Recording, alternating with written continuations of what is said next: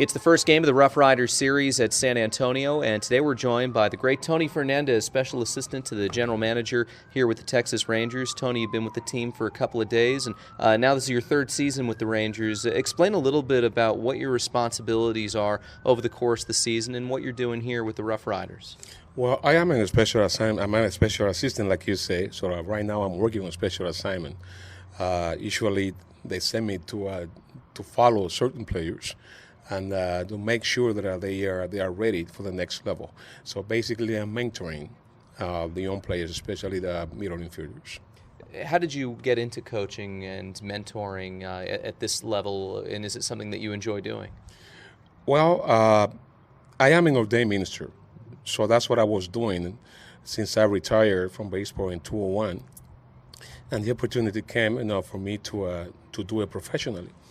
And so I accept the challenge 3 years ago, like you said. And it has worked out real well for me in this organization. What you need when you are at this level is basically find teachable mind, people that are willing to learn. And I find out that in the minor league, it's a little bit easier to teach at the big league level. When I go to the big league level, it's basically counseling, orientation, getting the mentor aspect of the game, because when you get to that level, obviously they're supposed to play the game. Unfortunately, they are rushing certain players now too soon, and that means it means that you have to do some coaching also at that level. When you are coaching at the major league level, what are some of the things that players will come to you, or you'll go to players to try and help them with? Because, as you said, it's a little bit more difficult to maybe reach a guy who's already gotten to the top, but that doesn't mean that there isn't room to improve. Yeah, well, one of the things that they have to keep in mind at that level is that the game gets a little bit faster. Therefore, they have to learn how to slow down the game. And sometimes when we are not mature enough, that can get to you, and you make many mistakes. So once you learn that, the game becomes easier to play. Remember, the game doesn't change, except in that aspect. People at that level, players at that level, knows what to do. Therefore, the mistakes must be minimized. Otherwise, you're going to be penalized. One of the players on this team, just from a profile perspective, reminds me a little bit of you, and Luis Sardinas, shortstop, just like you, switch hitter, about the same build. He made his major league debut just before turning 21. You made your major league debut just after turning 21. Do you see a little bit of yourself in Luis as a player? Actually, I do. I made my debut around the same age, because I came up in September of '83, and then I went back down and played a couple more years in the minor league. I see the similarity between us.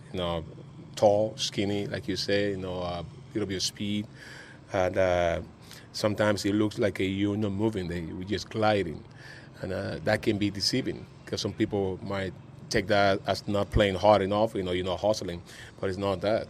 It's that an average player might take 2 or 3 steps. As a lanky guy, a tall guy like Sardinia or myself, would take only 1 step or step and a half and make the same play. So perhaps for an average player or infielder, the play might look great. A great play for us tall shortstops or infielders doesn't look as great as it does for the smaller guys. How difficult is it to kind of bridge the translation gap? I know when you'll have a criticism of a guy who doesn't look like he's working as hard, but as you said, he really is. He's just doing it in a different style.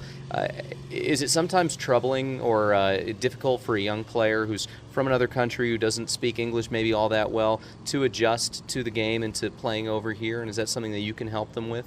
Yeah, definitely. The language barrier is always a problem because the body language, sometimes we as mentors take a longer look at the body language because that the attitude tells me what's going on inside. That if they are pleased with what they're doing, if they don't like what they're hearing. So you have to understand, especially the Latin guys, because they're more emotional. We show our emotions a little bit more. And so when you're mentoring Latin players, you have to be careful. You have to take all those things under consideration. Latin players don't like to be criticized. They like to be appreciated. If you don't show them appreciation, then you might lose them. They won't play as hard as you would like them to play. Although they're going to give you 100%, but they won't go over 100%. So you're not only a tool for those players to maybe understand a little bit more and have somebody who went through it, but you're also almost a go-between with some folks in the organization to kind of give to the players' perspective as well and what they're feeling. Is that right? I think that's the best part of my position because I come from a player perspective. And now from the ministerial point of view, I also can mentor them. So I have the best of both worlds. And being in this culture, in the U.S. culture for such a long time, it's easier for me to adapt to both cultures. And like you said, find a middle ground with the Latin players and even the North American players, but especially the Latin players. We're here with Tony Fernandez. You had such a long career. You were noted for your defense. You were also a very good offensive player, but noted for your defense, especially in your time with the Blue Jays. What drove you and what allowed you to become the great defensive player that you were at the most demanding position on the field? Fielding for me was more important than hitting. My passion was on fielding. I learned how to hit, but I was born with the ability to field. And I was sharing that experience with those guys over there earlier before the game during batting practice, and I told them, you got to be able to excite the crowd. You had to make the double play. You had to make the great play look easy. That's really what brings the best in the fans. I mean, they like to see the home runs, but most fans, if you are truly baseball fans, you will appreciate a good play, a good double play, good pitching. Pitching and defense is what wins ball games. That doesn't change. You're also noted as being someone who was always in great shape, and you had to have been to play so long, and you still look like you could put the uniform on and fit right in. Is that something that you can try and instill into some of these guys, eating right, taking care of yourself, exercising, and getting your body ready for the rigors year in and year out?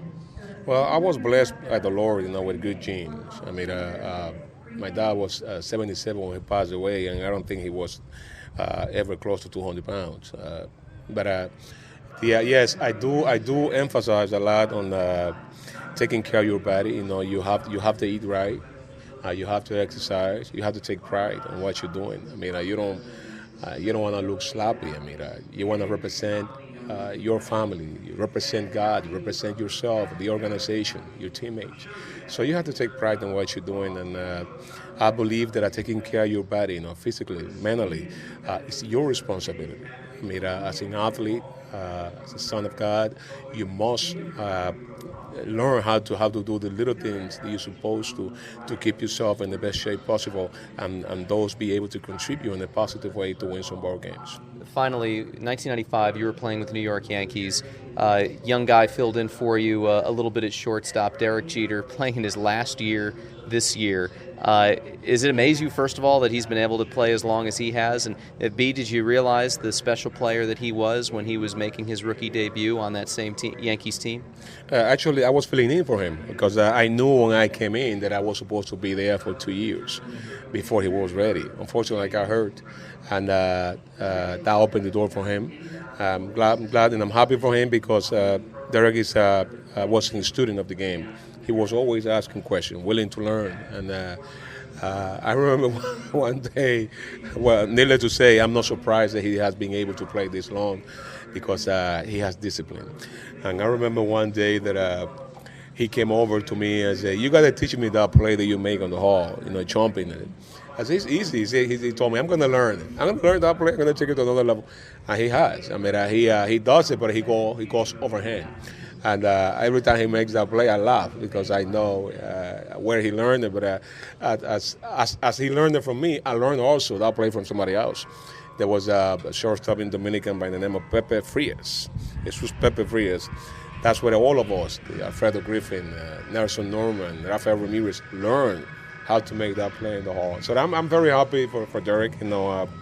He had a very successful career. He handled himself very well. I think he's a great example for young players, and hopefully those young players around him will learn something and make something good out of their career as well. Well, I'm looking forward to seeing the evolution of that move that you helped teach him and you learned for the next generation of shortstops. Tony, thanks so much for the time. Really appreciate it. Great to have you around. Thank you. It's my pleasure. That's the great Tony Fernandez. We're back right after this here on the Frisco RoughRiders Baseball Network.